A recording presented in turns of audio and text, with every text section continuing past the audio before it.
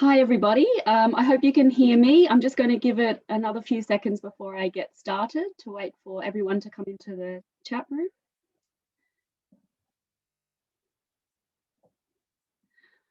Okay, so firstly I'll just move myself off here. So good evening and welcome to my presentation on Destination Perth, why the West Coast is the best coast. So it's evening for you guys, but it's actually only 7 a.m. here. So good morning from me. Just a reminder before we start to put any questions that you've got throughout the presentation into the chat box, please, because we do have some staff on hand who can answer any questions about Perth or the university, etc. So my name's Ruth Castrati and I'm the International Relationships Manager for North America from the University of Western Australia, so based here in Perth. So although I'll be talking to you about Perth, obviously I am aware that the borders are closed at the moment. So we are looking ahead for when you can come and experience our beautiful city. And we're really hoping we can welcome students again in person sometime soon. We are working with the federal and state governments on a way to bring international students back in a responsible way. Okay, so let's get started. So being from Canada, I reckon you guys would be able to relate to Australia's geography quite well. We both have huge land areas in Canada and Australia with relatively small populations in our cities. So whereas Canada has 10 provinces, we've got 7 states and territories in Australia, which I'm sure you know much of this. And Perth is the capital of Western Australia. So you can see that that actually is the largest state on the West Coast, and we take up about 1/3 of the country. So it's a pretty huge state. And we're about 5 hours flight from the eastern states. So from Sydney over to Perth would take you 5 hours flying or around 40 hours driving if you fancy it, which actually can be a really fun road trip as well. So it's pretty similar to traveling from coast to coast from Canada actually. So Perth's basically like, I guess, the Vancouver to your Toronto, but probably with a few less kangaroos, or a few more kangaroos. Okay, so we might not have the Sydney Harbour Bridge, but we do have the Mattagata Bridge. We might not have the Opera House, but we have the Blue Boat House. And we might not have the Great Barrier Reef, but we do have the Ningaloo Reef.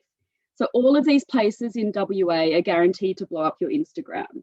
And you probably haven't heard of all or even any of these places, but that's what makes Western Australia so special. So you can really get off the beaten track while you're studying in Australia and experience the less travelled side. It's all really, really unique. We're also really lucky to have just a few hours flight from us, Bali in Indonesia. That's actually only a few hours away, so it's closer to us for us to get to Bali than it is to get to any other capital city. So we're actually pretty familiar with going there for long weekends, doing some shopping and that sort of thing. So that's definitely somewhere you must visit if you're studying in Perth as well. A little bit about Perth City itself. So we are the nearest capital city to Asia, the Middle East, Africa and Europe. So we're really well positioned and we're in the same GMT +8 time zone as China, as most of Southeast Asia. That is a 12 hours difference for Eastern Standard Time for you guys, though, majority of you guys. We have a growing population. So at the moment, 2.1 million people live in Perth, and this has doubled over the last 40 years, and we're predicted to get past 3 million by 2030. We've got a really robust economy, partly because of the huge natural resources sector that we have in the state, quite similar to some parts of Canada as well. And we have had a 3.5 average per annum growth in Western Australia for the last 10 years. So what's been positive about the population growth and the strong economy is higher than average wages. So in fact, when we look at the annual income in Western Australia, it's about 8% above the national average, and that includes Sydney and Melbourne. So it's great news for our graduates who are wanting to stay back after study and work for a bit in Perth. It's also a really affordable place to live as well. We've got the lowest accommodation cost for any capital city and the lowest cost of living. This also includes rentals, so it's actually much better value for you in Perth, and it also means generally you can live a lot closer to the campus than you might be able to elsewhere. We also are known for our idyllic lifestyle in Perth. So we are the sunniest capital city in Australia with about 8 hours of sunshine a day, even throughout the winter. It's not a humid climate, it's more of a dry heat, can be compared to some Mediterranean climates. So we're in autumn now. It's a beautiful sunny day forecast for today, I think about 24 degrees Celsius. And we're also very healthy. So that's due to the expanse of parks, open air places, beaches, outdoor activities on offer. The city of Perth is about 20 minutes from the beaches and national parks, and many other attractions, wildlife, wineries, etc., all of that. So all of this accumulates in Perth being ranked as the 14th most livable city in the world. So something that we're pretty proud of. We would also like to say that our city is very safe and welcoming. So I mentioned that we have a population of 2.1 million. About close to 40% of the population were actually born overseas. So myself included, I'm from the UK originally. And Perthians come from 190 different countries with over 270 languages spoken. So it really is a very multicultural place to come and study. And this is reflected in everything from our festivals to our culture, to our foods, to our shops. You'll notice that multiculturalism. We're home to close to 60,000 international students in Perth from loads of different nationalities. So we have actually one of the highest diversities of student nationality mixes of all of the cities in Australia. We've also been voted one of the safest cities in the world. So that's obviously a really important consideration when you're coming somewhere to study, your safety and well-being, of course. I'm going to just flick through a few nice pictures from around Perth to give you some visuals about our city. So this first one is Cottesloe Beach, which is a really iconic beach that you'll definitely visit if you come to Perth. I'm sure you'll have a picnic or barbecue sunset dinner overlooking this beach. It's really nice. It's only 15 minutes drive from our university. And this is Rottnest Island. This is a little quokka. This is the happiest animal in the world. That's a fact. And this is our favourite holiday destination that's near the city. So it's about an hour by ferry. And it's a really beautiful place where you can go snorkeling and diving and swimming. And as you can see, the really fun thing to do is take a quokka selfie, which you must do if you visit the island. And you could join people like Chris Hemsworth and Matt Damon and Roger Federer, who have all come over and joined in the quokka fun. We also have Kings Park in Perth, and this is only a short walk from the university. It's one of the biggest urban parks in the world. It's actually bigger than Central Park in New York, which is quite fascinating. And it's a really great place to watch the sunset over the city skyline and over the beautiful Swan River, which you can see in this picture as well. So this is probably one of the favourite places that we get together and hang out. Lots of festivals, music concerts, things like that happen as well. We also have Northbridge, which I think you'll become very familiar with if you do end up studying in Perth. This is our entertainment precinct. So all of your clubs, your bars, your restaurants, festivals, museums, theatres are all located in Northbridge. So it really is like the place to go out on an evening. It's a really fun place for you as well. And if you're into your sports or your music as well, we do have Optus Stadium, which was a recently built stadium a couple of years ago. It voted the most beautiful sports facility in the world in 2019. So actually this stadium, you can see, has a bridge here going over to connect it to the eastern part of Perth. From this bridge, they've recently opened up a bridge climb, and you can also do a zip line right from the top of the bridge over to the banks of the Swan River. So that's something pretty cool that has recently opened up for us to do in Perth. All right, and if you're in Western Australia, obviously you'd want to travel outside of Perth and see a bit of what we've got to offer, and there certainly is plenty. With the state taking up a third of the whole country, whether you go north to some of the national parks, whether you go south to the wine regions and the beaches, or whether you go east to visit like the true outback, the mining stations, etc.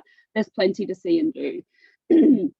So we've got things like the Pinnacles, which is rocky outcrops, kind of like you're in a sci-fi movie, which you can see here under the Milky Way. Really fascinating place to visit. We have beautiful forests in the southwest. This is a treetop walk you can do down in a place called Walpole.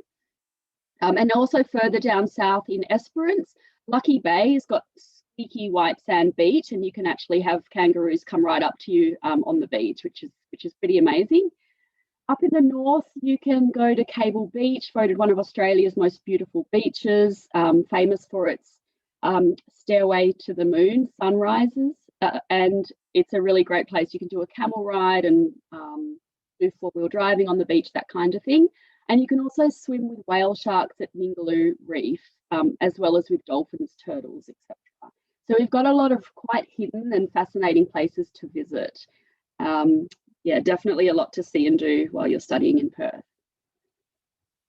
A little bit more about the university itself. So in terms of where we're located at the University of Western Australia, this is our main campus, which is called the Crawley campus. And as you can see, it's really well located. So it's kind of between Kings Park, which is that big urban park I showed you a picture of, and Matilda Bay, where you can see these yachts and boats here. So lots of classrooms and cafes actually overlook the bay, which is pretty picturesque. It's also a really easy transit from the city centre. So you can drive here in less than 15 minutes.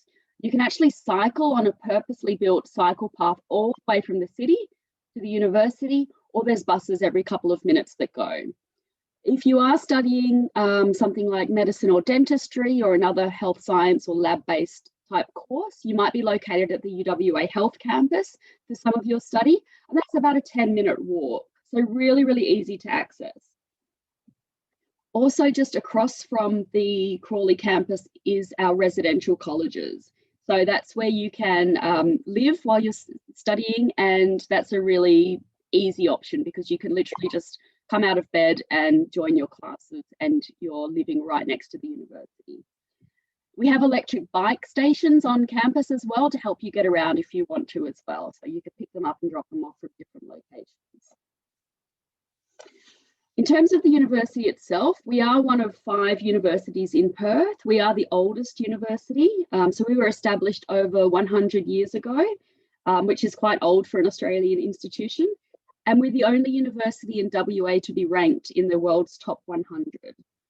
So we are a member of this group of 8, which is a coalition of best research-intensive universities in Australia. So this is reflected in the excellent quality of teaching that you would receive as a student. And it also means that I think it's about 80% of the state government funding comes to our university out of the 5 that are in our state. We also have 2 Nobel laureates from UWA. So we've got Professor Barry Marshall and Professor Robin Warren, who were awarded the 2005 Nobel Prize for Physiology and Medicine. So we've got some really fantastic quality of teaching, as you can imagine. And we also come first for on-campus events and activities, according to the International Student Barometer survey a couple of years ago. And this is really important and really great news for our students, because obviously all of the extracurricular stuff that you take on board while you're studying really enhances your experience. And it's really important to make sure that you have a well-rounded experience that includes your social life as well while you're studying abroad. Okay, and when it comes to UWA courses, we do have quite a lot depending on what you're interested in. And I have spoken already to quite a wide variety of students this morning interested in both undergraduate and postgraduate. So with our undergraduate degrees, we have specialised and comprehensive courses. So specialised are courses that are really focused in on one particular area, whereas our comprehensive undergraduate degrees are more broader, and you can actually usually put together 2 majors that you want to study together. So you've got a lot of flexibility to form your own tailored degree. If you're a high school student interested in going into medicine or dentistry, we do have some assured pathways that can take you from your high school into dentistry or medicine, as long as you have a good GPA that you keep going with during your undergraduate study. So we can tell you a little bit more about those. We have combined bachelor's and master's degrees, where if you're wanting to extend your study, you can do that in a shorter time duration by doing a 3-year bachelor degree, and then on top of that, a 1-year master's degree. So doing something specialized that would take you 4 years rather than 5. We have plenty of postgraduate coursework and also research degrees in a huge variety of areas, as well as our Juris Doctor qualifying law program, the Doctor of Dental Medicine, the Doctor of Medicine, and PhDs in a number of different fields as well. So jump on the chat with us and we can tell you more about your specific interest area. We also have a bunch of scholarships for Canadian students along with other nationalities of students called Global Excellence Scholarships. Now these are merit-based fee reductions. So depending on your results in either high school or university study, you can actually get up to $12,000 per year off the duration of the course fee for your course. So up to sort of $36,000 a year if you're an undergraduate student. The eligibility criteria for this is basically that it can be used across a bunch of different courses, but it's not available, unfortunately, for any quota-based courses. So that does rule out medicine and dentistry, but I think 95% of our courses are actually eligible for this scholarship, and we can tell you a bit more about that. You don't need to submit a separate application. Once we receive your application or your academic documents, then you'll automatically be considered for this scholarship, and the amount that you're entitled to will be reflected in your offer letter from the university. And there's a link there to find out a little bit more information on the scholarships there. As I mentioned, we do have 5 residential colleges just across the road from the university. They each have a different feel to them and quite a different kind of vibe. So you'd really want to check out those online before deciding where to live. You can get different packages which include how many meals you want, whether you want your room cleaned, that kind of thing. And the great thing about this is it really allows you to just transfer really smoothly into university life and just concentrate on getting to know the campus, getting to know people, getting to know your course, and not really worrying about the other things when you arrive in Perth. You'll live with other international and Australian students, and you'll be within walking distance to pretty much everywhere you want to or need to get to, and a short distance to the city centre. A great way to get involved in social activities, sports, and that kind of thing as well. Okay, and I'm just going to also let you know about what we can offer you as Canadian students if you are worried about being homesick. We do have a bunch of things that you can get involved in. We've got Canadian Club of Western Australia that you can join. We've also got a Canadian restaurant / bar, which you can see in the picture here, which overlooks our ice hockey rink. We have ice hockey teams that you can also join as well. We have some Canadian food trucks, so if you want to get your poutine cravings or your fried pickles or whatever, you can actually get your fix, and that food truck's often on our UWA campus as well. So don't worry about being homesick, we have got you covered. I think the only thing we haven't got yet is beaver tails, so that might be a good business idea if you're keen, because they are so yum and I'm sure they would go down very well here. So that's a little bit about Perth and the university. I will just end on this slide, which has got our contact details. The best way to contact us is by doing a live chat with us or dropping an email to international@uwa.edu.au. Otherwise, follow us on our social media channels. But please do jump into the chat and ask us any questions. We have another presentation coming up at 8 p.m. Eastern time, which is with our program director for the Doctor of Medicine and also one of our current international students. So please do drop into that chat, to that session, sorry. And otherwise, thank you for your time and I hope to speak to you soon. Great, thank you so much, Ruth. That was awesome. Beautiful pictures, so beautiful, so enticing. So yeah, I just wanted to say thank you so much. If you do have any more questions, then feel free to head back to Career Echo into the platform, and you can chat with them directly. Next up on this Zoom link is Financing 101. So thank you so much. Thanks, Sarah. Thanks, guys. Bye.